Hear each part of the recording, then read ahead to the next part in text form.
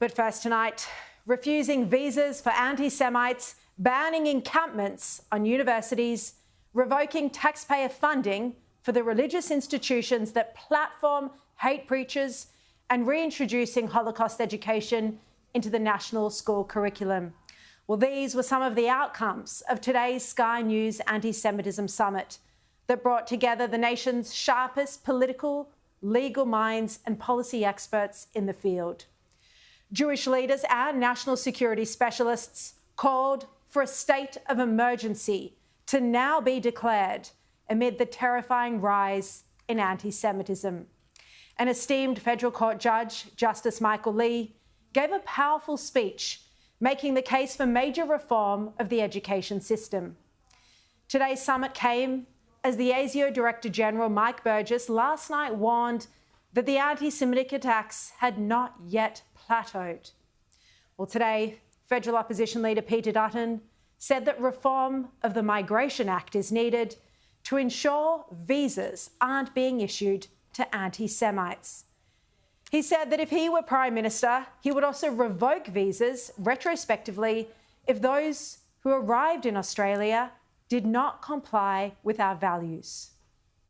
I want to send a very clear message to people who hate us, hate our country, hate Jewish people, hate other segments of our society, that under a government that I lead, they'll have no place in this country. So you will reform the Migration Act? We will reform the migration program. Peter Dutton also expressed support for revoking the charity status from religious institutions that hosted the hate preachers. Taxpayer funds shouldn't be going towards spreading racism. That was his view. He also responded to the fact that Home Affairs Minister Tony Burke is fast-tracking 12,500 Australian citizenship applications, many in electorates where Labor is desperate to win. The Daily Telegraph has reported today that Tony Burke's department will go on an industrial-scale citizenship extravaganza to give 12,500 new Australians their citizenship papers just in time to vote in the federal election. The Telly reports that Western Sydney mayors were furious on Thursday that Tony Burke's department took upcoming ceremonies out of their hands to confer citizenships on 6,000 new Australians in Olympic Park over 3 days from today. Now, this story broke as our summit was underway, and Peter Dutton accused Tony Burke and the Albanese government of trying to bolster Labor's votes in key electorates in Western Sydney right on the eve of the federal election. Here he was. The reality is that Tony Burke is spending today and the rest of this week, as I understand it, conducting as many citizenship ceremonies as he can, in literally putting thousands of people through an express citizenship process so that they can vote in the election within a few weeks, which I think is quite remarkable. And I just question whether there has been any slackening of the process, whether there has been any compromise on the security checks, and whether it's in our country's best interests for people to receive citizenship before the proper security checks have been undertaken, or people have had within the Home Affairs Department the time to be able to conduct the searches that we would expect to be conducted.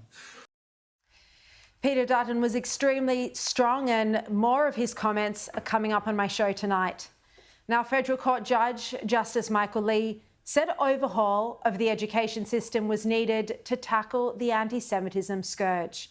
He said this requires the building of a national consensus to embark upon a real reform of our education system. And he spoke about instilling a shared understanding of Australian values of tolerance, individual liberty, and an appreciation for liberal democratic thought. In very strong remarks, he questioned who, with any credibility, could defend the status quo.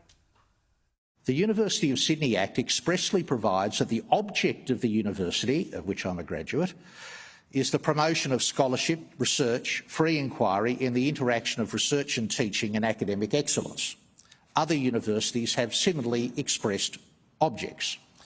But despite these worthy goals and the effort of some well-meaning academics, we would be naive in failing to recognise that the liberal arts have increasingly become sanctuaries for a prevailing pattern of thought that has tolerated, fostered and hence facilitated anti-Semitism.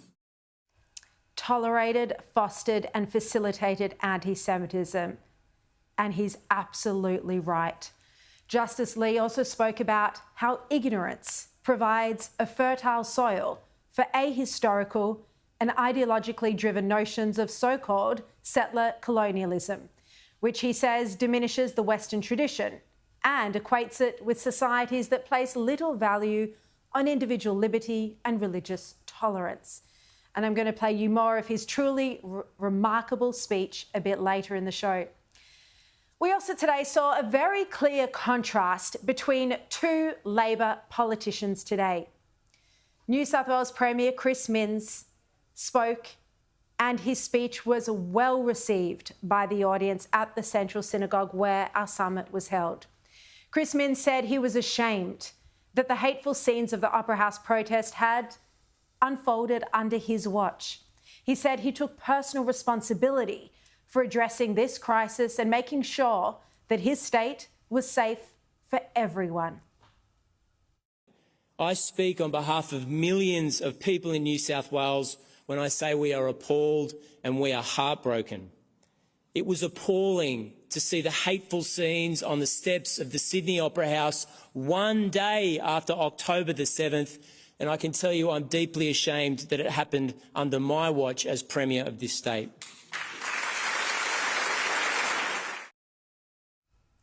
And you heard the applause that he got at multiple times during his speech. The Labor Premier also spoke about how the spate of violent attacks had impacted on the school year and even children. I know this has been a terrible summer for the Jewish community of New South Wales. From our conversations, I know that you're exhausted and frustrated and justifiably angry. No one should ever have to change their behaviour because of the ignorance and bigotry of small minds of other people. There are Jewish kids who are no longer catching the bus to school in the morning. There are Jewish kids who are hiding their school uniforms in public, and I need to say it in an unambiguous way, this is a public disgrace. This shouldn't be allowed to happen. Well, Chris Minns' speech was heartfelt, powerful, and he clearly enjoyed the strong support of the audience gathered. There were multiple rounds of applause and he received a standing ovation.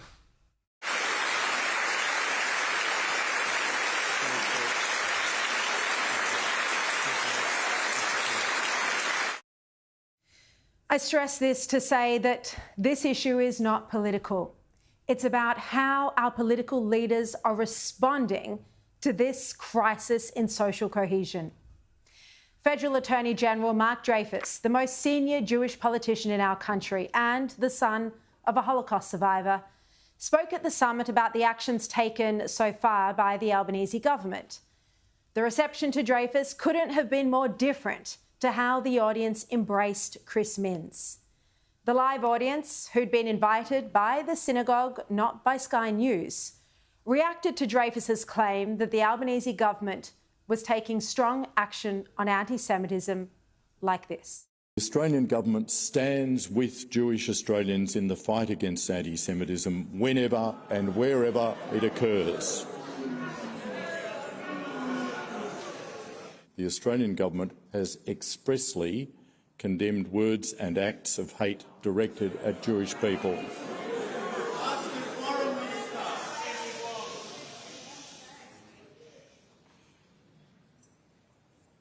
The Albanese government has not just talked about anti-Semitism. We have acted and we will keep acting.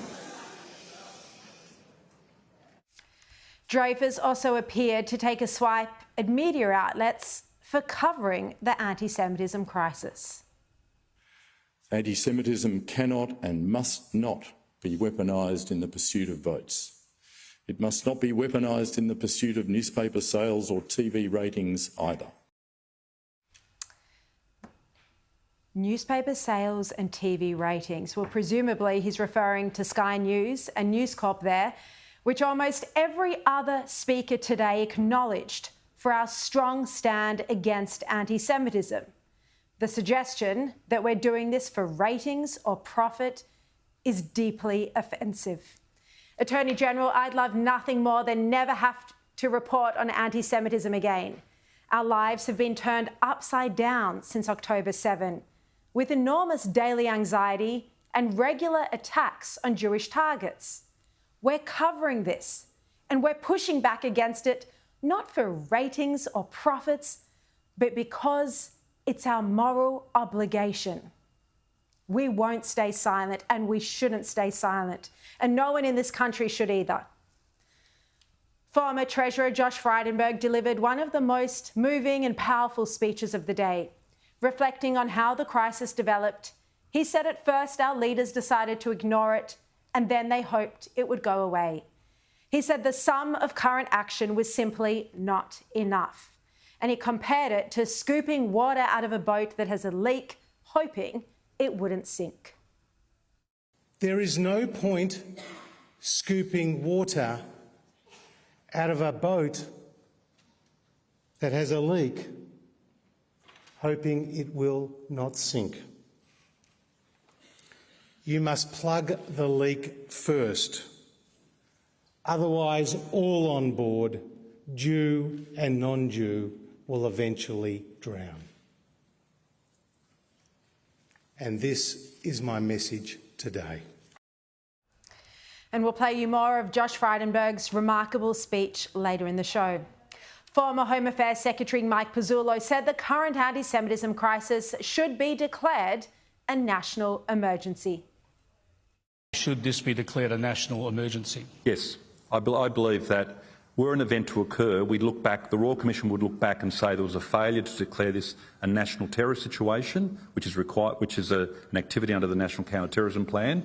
That means that we pull together all of the strands that I just spoke about. That declaration should be made today.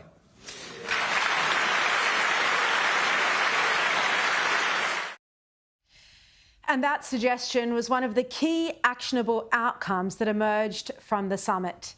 Jewish community leader Alex Rivchin, who hosted the summit with me, spoke about the reforms needed to make a tangible difference in the racism against Jews unfolding in Australia. The federal government should declare the existence of a national emergency and establish a joint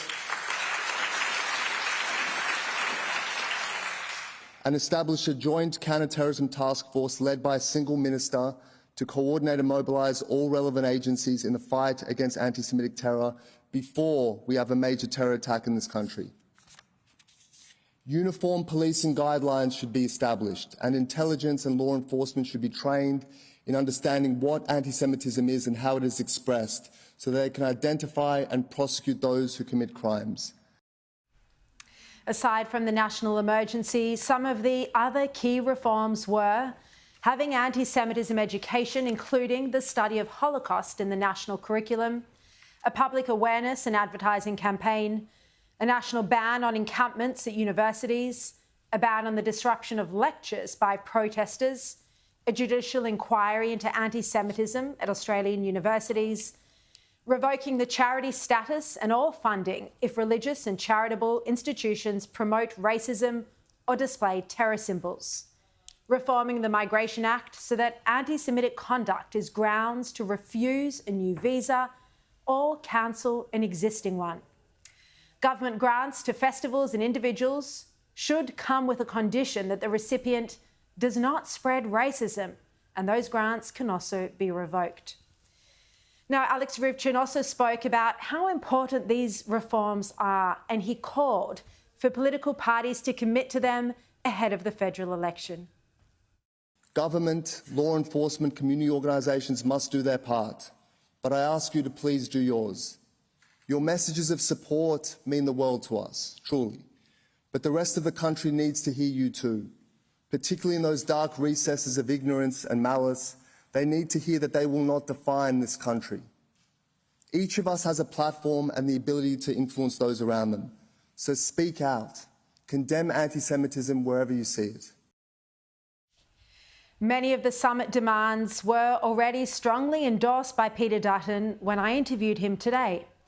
But as many speakers today said, this is not simply an issue for the Jewish community. This goes to the fundamental character of our country. It goes to our national security, our sovereignty, and the values that underpin our Western liberal democracy. And until the wave of terror attacks stop, until safety returns to our streets, we will continue to campaign for a better world.